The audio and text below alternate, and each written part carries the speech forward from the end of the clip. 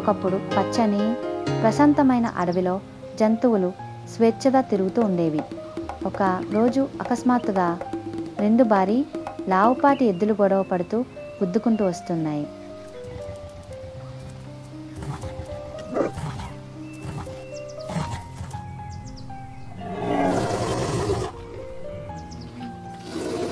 ఎద్దులు తీవ్రంగా ఢీకొన్నాయి. కొమ్ములు బలంగా తగులుతున్నాయి. వాటి బలం భూమిని కదిలించింది.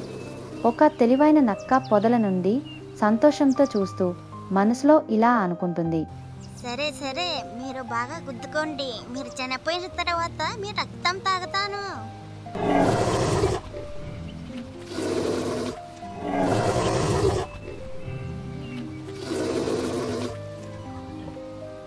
అని అనుకుంటుంది.